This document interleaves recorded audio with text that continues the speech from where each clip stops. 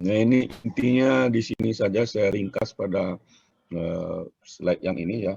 Jadi makronutrien itu ya sama seperti hara makro yang dibutuhkan kita bertanam di lapangan, NPK, Ca, Mg, S ya. Nah, yang paling makro ya NPK ya. Kemudian ada kalsium, magnesium dan sulfur ya. Kemudian ada mikronutrien besi, mangan, zinc, boron, tembaga atau copper, molybdenum, kobalt. Ya, terutama. Jadi misalnya natrium itu tidak dibutuhkan sebenarnya oleh tanaman. Klor juga tidak dibutuhkan. Jadi NaCl misalnya berarti tidak dibutuhkan oleh tanaman begitu. Kemudian hara-hara makro inilah yang menjadi pembeda, bukan makro saja, makro mikro inilah yang menjadi pembeda beberapa media yang terkenal yang nanti akan kita lihat setelah ini ya. MS, Gumboard, YPM ya, Woody Planning, hal makro mikro dan beberapa adendanya ya, vitamin atau zat-zat tambahannya. Kemudian karbohidrat sebagai sumber utama dari energi ya. Karena kultur kita adalah kultur yang heterotrof, artinya dia belum bisa menghasilkan makanan sendiri melalui fotosintesis. Karena tanaman kultur jaringan tidak berfotosintesis, ataupun kalau berfotosintesis itu sangat minim, tidak bisa mencukupi kehidupannya sendiri. Maka disuplailah dengan energi yang siap pakai, ya, sukrosa. Ya. Sukrosa itu kan sama dengan hasil fotosintesis, ya. Hasil fotosintesis utama itu yang paling dekat ke unsur hara awalnya adalah sukros 6-phosphate ya. Nah, ini diberikan sukrosa ya supaya tersedia bagi si eksplan itu untuk mengekspresikan totipotensinya tadi itu. Ya. Bisa digunakan juga sumber energi yang lain, glukosa, fruktosa, tapi yang paling banyak digunakan adalah sukrosa. Ya. Dosisnya ini konsentrasi ya. Nah, mengenai konsentrasi, kalau konsentrasi itu kita berbicara terlalu umum ya. Nah, kita kadang tidak bisa membandingkan sesuatu berbasiskan konsentrasi umum miligram per liter atau ppm. ppm sesuatu dengan ppm yang lain itu tidak mempunyai jumlah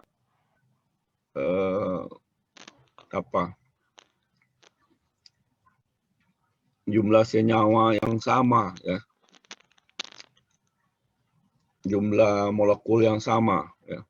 Kalau membandingkan sesuatu dengan sesuatu itu untuk senyawa, untuk hara, untuk ZPT itu harus dibandingkan molekul dengan molekul ya. Jadi miligram dengan miligram senyawa yang berbeda, miligram nitrogen dengan miligram potasium itu tidak sama sebenarnya ya. Jadi tidak bisa dibandingkan. Yang bisa dibandingkan harus melibatkan bobot molekulnya. Nah, di sini membandingkan menggunakan milimolar ya, atau molaritas. Ya. Itu juga ZPT nanti itu harus tidak bisa hanya membandingkan ppm auksin dengan ppm sitokinin. Ya.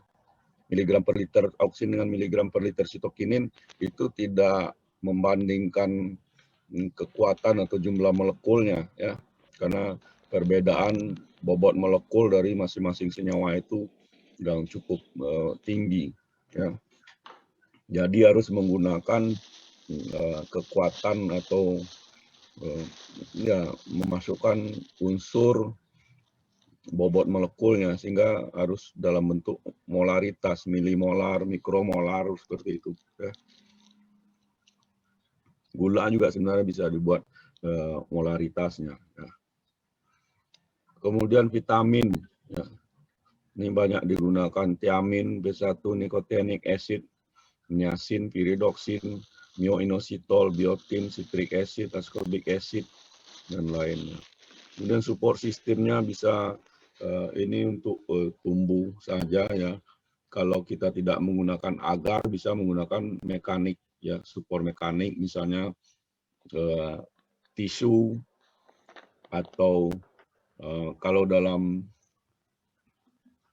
bioreaktor digunakan itu plastik atau ya wadahnya itu bertindak sebagai support ya, sedangkan medianya pada tempat yang terpisah. Hanya waktu-waktu tertentu saja media merendam kultur. Ya. Nah kalau yang lain-lain ini adalah agar, agaros, gelrite, jalan gum itu support sistem yang berbentuk pemadatan agar ya ini ya.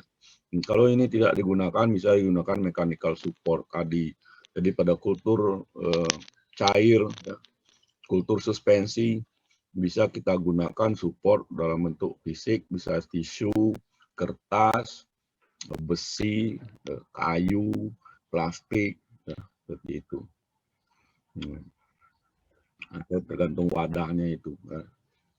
Kemudian nanti ini juga akan kita bahas satu-satu ya, hormon atau plant growth regulators, dan juga ada menggunakan plant growth retardant atau penghambat tumbuh ya, auksin, sitokinin, GA3, ABA, dan dua yang paling dominan tentu auksin dan sitokinin ya,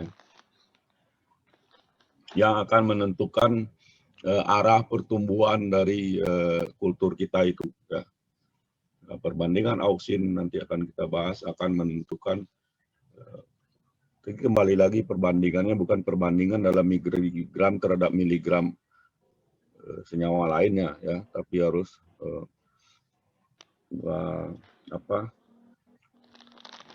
molaritas ya, milimolar, mikromolar, kebanyakan dalam mikromolar untuk ZPT.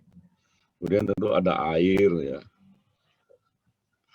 Air intinya memang karena senyawa-senyawa ini ya, hara-hara ini tidak bisa tentu diserap dalam bentuk tanpa larutan ya, dia diserap itu dalam larutan-larutan yang diambil oleh explant atau plant lab.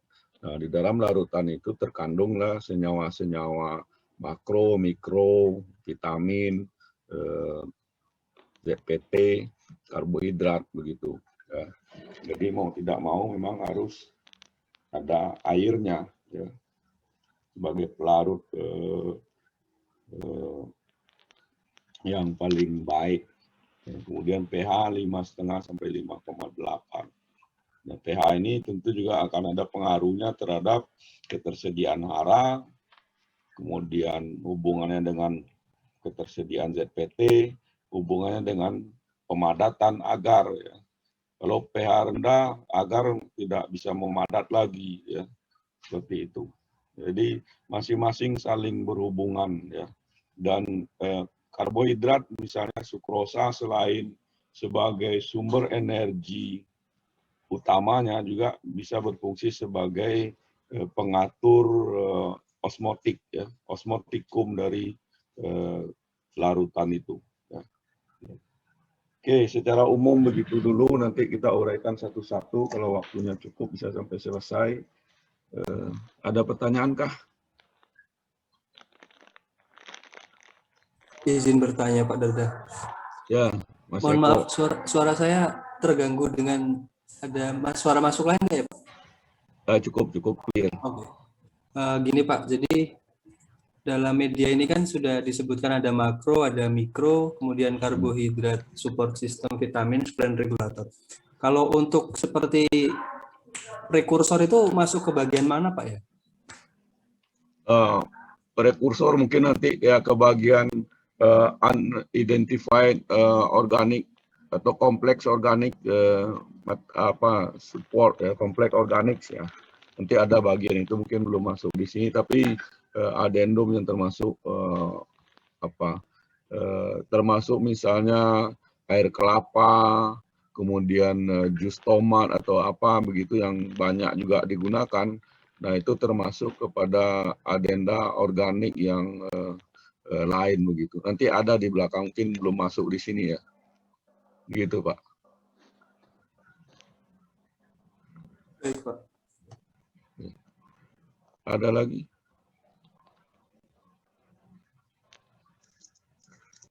Kalau tidak lanjut dulu ya, ini media-media yang banyak digunakan ya. Yang paling banyak digunakan tentu MS ya, Murasi Gensku ya. Tahun Murasi Gensku 62 atau ya ini paling banyak. Kemudian Gumboard, kemudian YPM ya, Woody Plan Medium. Kemudian untuk anggrek banyak juga DKW, CUN6 ya. Ini tergantung nanti pada komoditinya ya. Tapi setiap lab paling tidak punya MS ya. MS yang paling pertama diuji biasanya karena paling kaya akan hara-hara dibanding yang lainnya. Ya. Nah, medium itu juga nanti kekuatannya bisa diubah-ubah. Jadi ada MS full ya, ada MS setengah, MS seperempat, MS 3/4. Itu mengacu pada kekuatan dari atau konsentrasi makro dan mikronya. Ya. Kemudian ada media-media yang diubah ya atau ditambah atau diperbaiki sesuai lab masing-masing ya. Ada MS Plus, MS macam-macam perubahan-perubahan yang dibuat oleh orang-orang. Tapi intinya ini adalah media dasar ya. Jadi bisa ditambah, bisa dikurangi, tapi ini digunakan sebagai media dasar begitu. Ini ya komposisi senyawa yang digunakan untuk membentuk media ya. Ini medianya mulai MS, NOB, NITS and NITS, B5, N6 tadi White, Fasin and Wen, Knudson C, MM, Streng Heidelbrand ya. Ini bisa dilihat ya. Memang tidak perlu dihafal, tapi mungkin intinya tahu mana yang paling lengkap. Kemudian kalau di Indonesia kita sering menggunakan untuk MS atau yang lain itu ada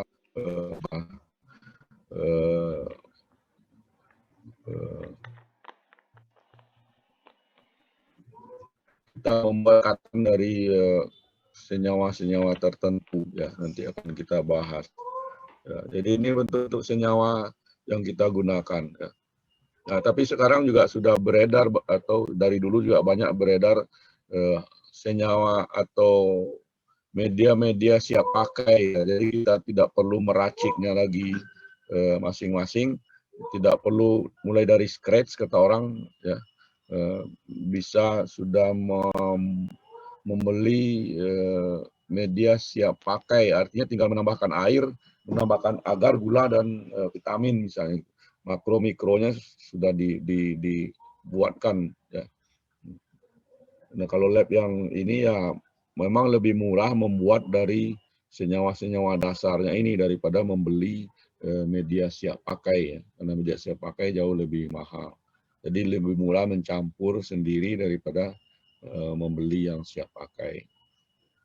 Karena iseng-iseng bisa lihat juga di marketplace ya, di online, media MS sekitar berapa, 60.000 per liter kalau tidak salah bahannya itu ya, 60.000 untuk 1 liter media ya, macam-macam juga ya, bisa. Yang impor juga bisa dilakukan atau di order ke perusahaan-perusahaan besar, Sigma, Aldrich dan lain sebagainya seperti itu ya. Ya, kalau yang ini bisa dibeli di toko-toko kimia. Ya. Tapi kita tidak bisa juga membeli dalam jumlah besar, misalnya KNO3 misalnya ya. Yang berhubungan dengan NO3 ini agak sulit sekarang ya. Karena senyawa itu juga merupakan bahan mentah untuk membuat bom ya. Jadi senyawa-senyawa itu kadang-kadang pupuk nitrat saja menjadi masalah karena yaitu bisa digunakan untuk membuat bom. Jadi membelinya juga harus impor segala macam, sangat ketat sekarang ya. Oke. Ini dilihat lagi nanti dibanding-bandingkan mana bedanya MS ya. Kelihatannya MS paling penuh nih tabelnya ya. Yang lain tidak sepenuh MS ini ya. Makanya MS media paling lengkap dibanding media-media yang lain. Makanya setiap lab punya media MS dan biasanya memulai penelitian ya paling tidak ada media MS-nya ya. Mungkin dibandingkan dengan media lain. NOP aja misalnya cuma sedikit sekali, ada KNO3, CaNO3, MgSO4, KH2PO4 ya, jadi makro saja dia ya. Oke. Yang cukup kaya juga ya B5 itu ya. B5 di sini belum masuk YPM ya. Nah, ini B5 juga lengkap tapi beda dengan MS dalam penggunaan sumber amoniumnya ya. Di sini NH4 2 kali SO4 atau amonium sulfat, sedangkan MS menggunakan amonium nitrat ya. Ya, ada perbedaan-perbedaan. Yang lain-lain banyak menggunakan amonium sulfat ya, NH4 2 kali SO4. Sedangkan MS menggunakan amonium nitrat ya, sekalian sumber nitrogennya. Jadi sumber nitrogennya dalam bentuk nitrat dan amonium itu secara bersamaan disuplai oleh NH4NO3 gitu ya. Oke. Ini sambungannya bahan yang lain ya, yang vitamin, biotiol, niacin, piridin, tiamin, glisin, samfolit, CA, pantetonat, ada tambahan air kelapa, gula sebagai sumber energi ya. Oke. Itu. Kemudian ini beberapa fungsinya. Fungsinya berarti sama seperti pada kondisi di luar ya. Nitrogen itu sebagai sumber pembentukan protein, karena semua protein mengandung nitrogen ya, asam nukleat DNA itu ada nitrogennya, jadi dibutuhkan dalam jumlah banyak. Pertumbuhan vegetatif kalau dalam budidaya ya dibutuhkan nitrogen yang jauh lebih banyak. Fosfor, komponen nukleik acid juga ya, komponen transport energi ya, ada ATP menjadi ADP menjadi ADP, ATP, ADP ya. Kemudian komponen of intermediate respiration photosynthesis. Potasium, bahasa Inggrisnya potasium atau potas, kita baca menyebutnya kalium ya. Sumbernya kalium, K, lambangnya K, itu untuk osmotik potensial, prinsipal inorganic cation ya, kation utama.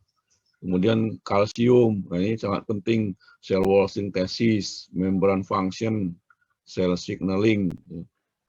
Nah, kalsium ini penting buat dinding sel, membran sel, baik di in vitro maupun di ex vitro atau di in vivo di luar itu. Kalau tanaman yang kekurangan kalsium, itu buahnya gampang pecah ya. Jadi kalau pada manggis itu sel pecah karena kalsium menyebabkan getah kuning. Pada tomat kalau kurang kalsium buahnya pecah gitu ya, gampang pecah. Magnesium, enzim kofaktor, sulfur, komponen amino acid terutama metionin, cysteine dan juga sebagai kofaktor. klorin, walaupun jumlahnya sangat kecil sekali, required for photosynthesis. Ya. Besi, iron, elektron transfer,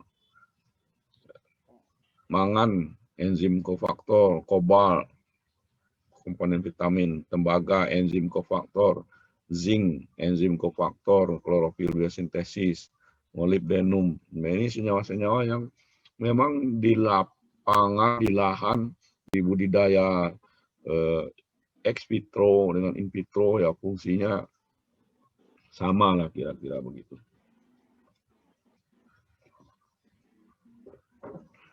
Nah, ini komposisi media Murashige dan biasanya kita bekerja dengan larutan stok. Ya kita tidak bisa menimbang semua bahan kemudian dicampur sekaligus ya. Karena ada senyawa-senyawa kalau dalam jumlah konsentrasi dicampur dengan mengendap sehingga mengendap jadi tidak tersedia bagi tanah atau bagi kultur kita. Ingat bahwa yang tersedia adalah di dalam air ya, dalam bentuk larutan karena itu yang diserap oleh akar tanaman atau oleh eksplan dan bisa digunakan di dalam metabolisme. Tapi kalau dia mengendap membentuk tepung endapan begitu ya tidak bisa mau uptake ya mengambil padatan begitu. Ya. Makanya dibuatlah media larutan-larutan stok itu ya. A, B, C. Nah, ini mungkin dalam praktikum akan dijelaskan lebih jauh mengenai pembuatan larutan stok, pemeliharaan larutan stok, kemudian mana yang harus dicampur lebih dulu, ya, dan sebagainya. Ya, hitungan-hitungannya mungkin akan dipelajari dalam praktikum ya, atau Anda nanti bertanya. Oke, ini waktunya tinggal sedikit. Ini larutan stok tadi juga ya bisa digunakan. Ini sudah dijelaskan carbon and energy source, glucose being as effective as sucrose, tapi kita lebih banyak menggunakan sucrose, mungkin lebih murah ya, penanganannya lebih baik, tersedianya lebih banyak. Oke, vitamin.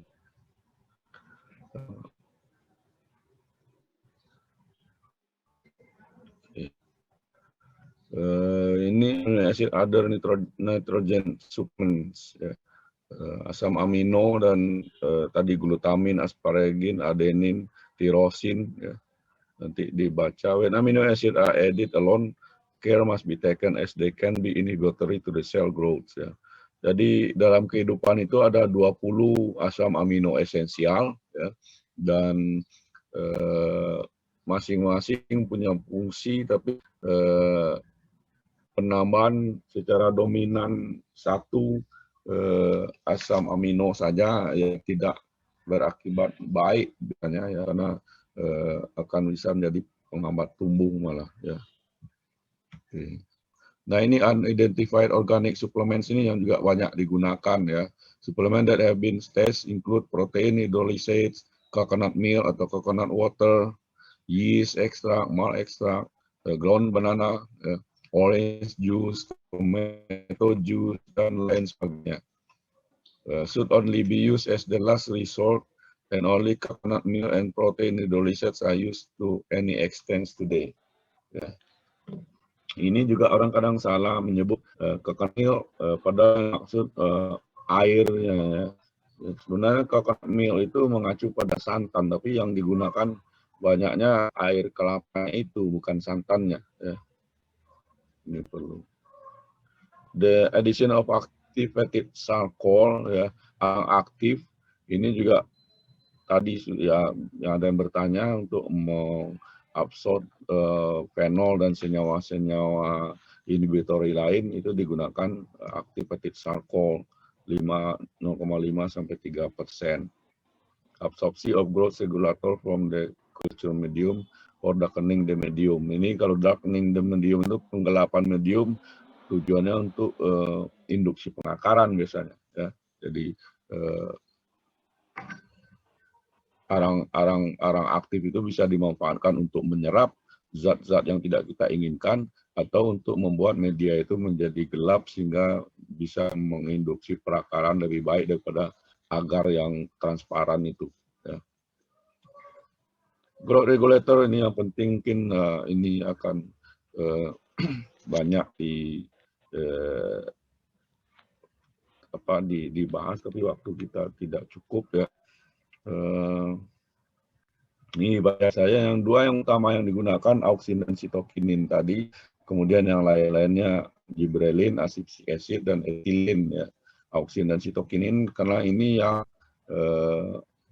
memerintah atau menyebabkan perubahan arah morfogenesis sel ya. Untuk tanaman atau perbanyakan melalui nodal eksplan atau buku atau kultur pre-existing meristem atau eksplan yang sudah punya meristem, tunas pucuk kah atau tunas samping kah atau buku kah, itu basis perbanyakannya bukan totipotensi, tapi sudah disinggung juga adalah apical dominans ya. Nah, sitokinin berperan menekan terjadinya apical dominans itu. Jadi kalau eksplannya kita berikan sitokinin yang tinggi, dia akan tumbuh banyak tunas samping, tapi kecil-kecil tadi itu. Nah, dipindahkan pada media yang ada gibberellinnya untuk memperbesar masing-masing individu tunas samping yang sudah terinduksi itu. Oke. Nah, ini auksin, sitokinin bisa dibaca. Nah, inilah mungkin perimbangan sitokinin, auksin dan sitokinin balance on morphogenesis ya. Ya, tapi ini ada dua hal yang mempengaruhi. Ini kekuatannya ya, kuat, lemah ya. Ini kuat, ini lemah ya.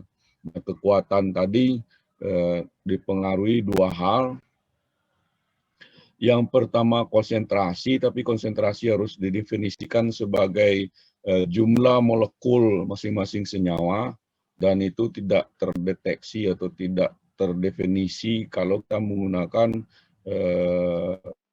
konsentrasi itu dalam miligram ataupun hanya ppm. Ya, jadi harus menggunakan molaritas, mikromolar, milimolar. Ya. Kemudian yang kedua juga jenis auksin atau sitokinin, karena masing-masing jenis itu sudah mempunyai kekuatan bawaan berbeda. Picloram dan Tufodi sama auksin kuat, tapi tetap beda kekuatannya. Nah, jadi kalau kekuatan tadi yang terkandung atau yang sudah didefinisikan menggunakan jenis masing-masing senyawa itu dan juga konsentrasi dalam mikromolar, milimolar, kalau auksin jauh lebih tinggi daripada sitokinin, root reduction on in vitro ini induksi. Kemudian auksin kan sitokinin naik, embryogenesis, ya. Auksin dengan tapi masih auksin adventive bud formation from callus. Kemudian kalau kira-kira sama banyak callus initiation on dicotyl. Kemudian kalau sitokin yang jauh lebih adventive shoot formation ya.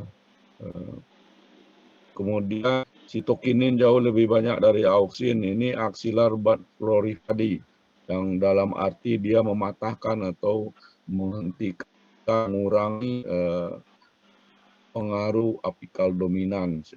Kalau apical dominans tidak dikurangi, dia akan tumbuh memanjang ke atas. Ya. Kalau dikurangi, dia akan ke atasnya berkurang, ke sampingnya bertambah banyak anaknya atau tunas sampingnya atau axillary buds-nya atau ya tunas samping ya aksilar gitu. Nah, ini aktivitasnya itu tadi ya, aktivitas atau kekuatan ya dari auksin, yang ini auksin digunakan 0,01 sampai 10 mg, tapi untuk publikasi internasional biasanya kita dituntut menggunakan konsentrasi di mikromolar ya. Segini. Oke. Aktivitas dari IAA yang paling rendah sampai ke pikloram yang paling kuat.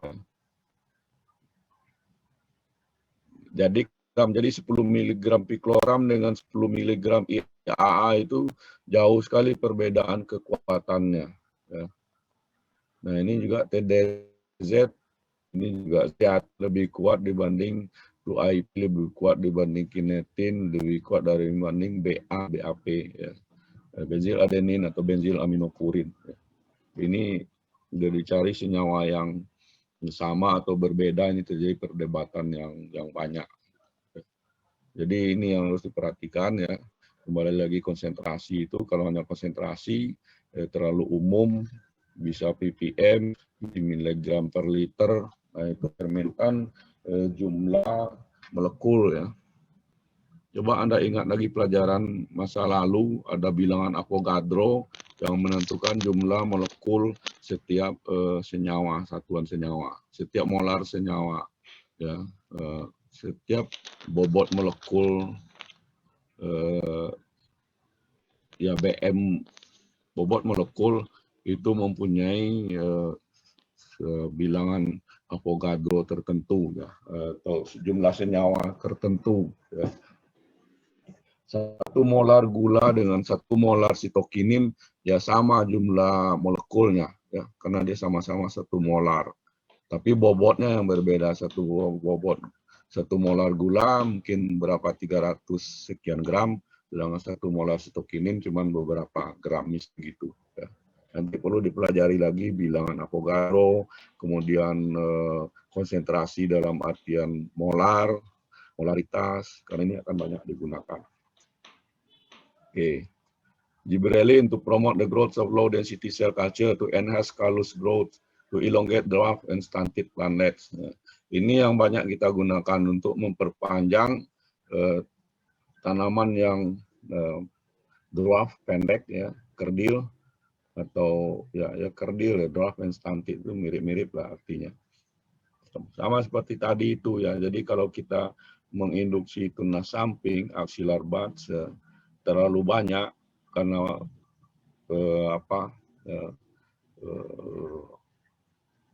apikal dominansnya dimatikan atau dihilangkan, tumbuh ke samping banyak.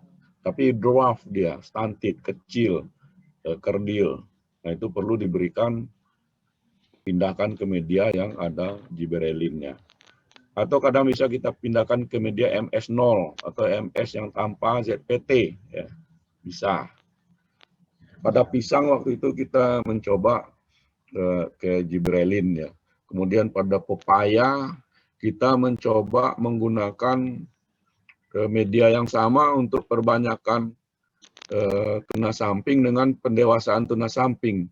Ternyata tidak sejalan dia. Jadi mau tidak mau memang antara perbanyakan dengan pembesaran dan pendewasaan itu beda media karena beda kebutuhan akan ZPT-nya ya.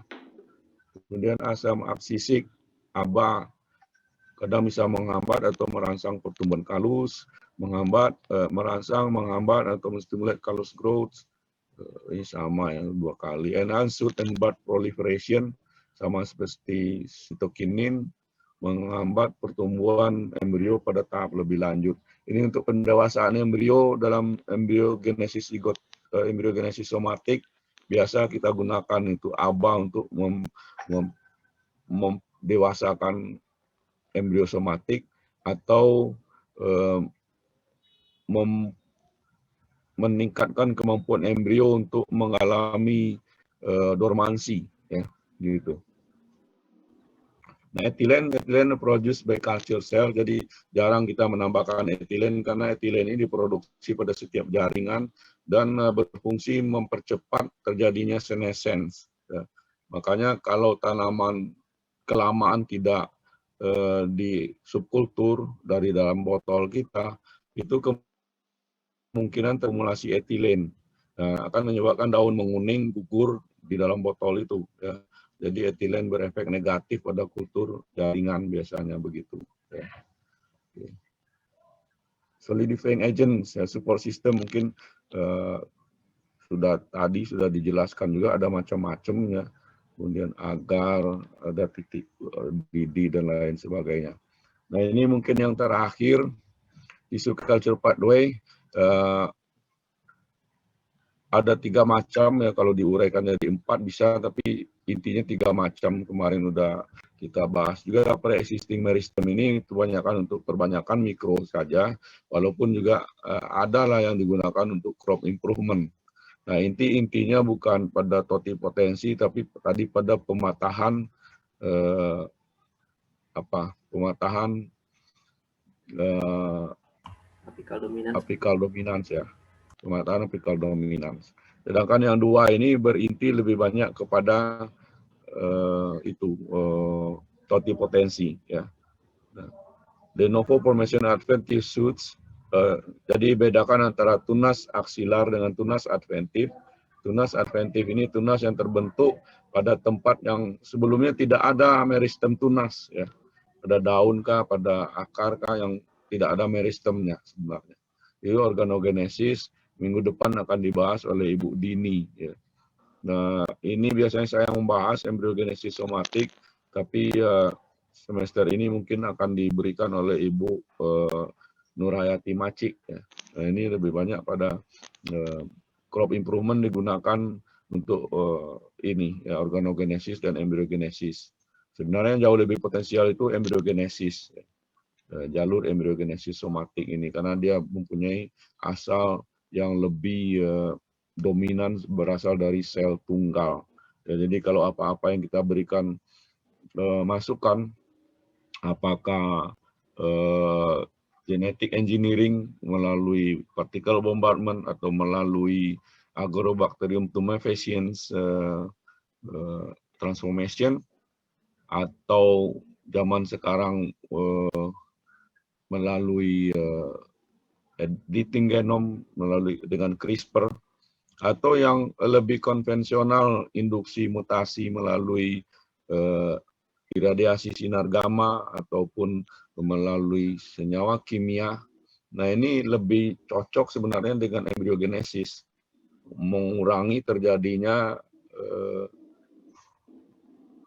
mutan yang tidak solid ya. Karena organogenesis tidak sepenuhnya berasal dari sel tunggal. Itu nanti akan dibahas pada pertemuan selanjutnya.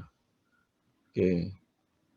Ini banyak sekali, ini mungkin nanti perlu waktu lagi, atau nanti mudah-mudahan Ibu Dini minggu depan mulai membahas dari meristem culture ini ya. Intinya sekilas saja lah. Ini apakah subtip ataukah buku atau tunas samping ini sudah mempunyai meristem ya. Jadi kita tinggal memperbanyak saja tunas samping itu, karena pada setiap meristem itu bukan meristem, setiap tunas pucuk yang kita gunakan, apa tunas samping, tunas lateral ataupun tunas terminal, itu sudah mempunyai tunas-tunas yang dorman di ketiak-ketiak bakal daun ini ya, primordia daun ini sudah ada. Nah, jadi kita hanya tinggal mengekspresikan dia itu tumbuh ya. Nah, tadi kalau ini kita potong, dia akan tumbuh sampingnya, atau kalau kita beri sitokinin yang tinggi, ini akan tumbuh masing-masing ketiak daun itu ya. Nah, ini kalau explant ini yang kita gunakan yang kecil ini, meristematic dome, ini berguna untuk eliminasi penyakit sistemik secara in vitro ya. Karena virus belum sampai, bakteri belum sampai tumbuh, karena laju pembelahan sel di ujung dome ini lebih cepat daripada perbanyakan virus ya. Jadi kalau kita bisa mengekstrak atau mengisolasi meristematic dome ini bisa digunakan sebagai cara mengeliminasi atau menghasilkan tanaman yang bebas penyakit ya. Ini ada salah satu topik nanti yang akan membahas eliminasi penyakit ya. Nah, kemudian ini explant yang lebih besar, Kalau untuk perbanyakan mikro saja, explannya sebesar ini biasanya digunakan ya, banyak ya, sehingga banyak tunas-tunas samping potensial yang bisa ditumbuhkan. Oke. Nah ini yang disebut, kalau ada yang belum paham mengenai apical dominance. Nah, apical dominance itu adalah terhambatnya tumbuh tunas samping selama apikalnya masih ada. Nah, kalau apicalnya dihilangkan, tunas pucuknya dihilangkan, maka akan segera tumbuh tunas-tunas samping pada ini. Ini pada pepaya kita manfaatkan ini untuk menghasilkan explant untuk kultur jaringan, ya. Atau ada mahasiswa S1 juga akan menggunakan untuk PKM untuk membuat pepaya itu bercabang, ya. Jadi dipotong waktu umur masih muda, kemudian dibuat bercabang 3, 4, atau 5 begitu. Ya, karena kalau tidak dilakukan seperti itu, pepaya itu apical dominance-nya kuat sekali. Tunas samping ini tidak pernah tumbuh. Ya. Jarang sekali pepaya bercabang. Ya. Jadi tumbuhnya dominan apikal. Jadi intinya shoot dan not culture itu adalah disruption of apical dominance. Ya. Oke. Ini explant tadi sudah saya jelaskan, tergambar sebelumnya yang sama ini. Ini not culture, salah bentuk simplified of shoot culture. Jadi tunas sampah kultur buku ya, ini juga ini banyak digunakan pada kentang ya, pada stek mikro kentang ya, atau stek in vitro kentang. Yang dilakukan adalah perbanyakan buku ya, menghasilkan buku yang banyak sehingga masing-masing buku itu bisa dijadikan sebagai explant yang baru, tumbuh lagi ya, itu ya, prinsipnya sama, disruption of apical dominance. Ya.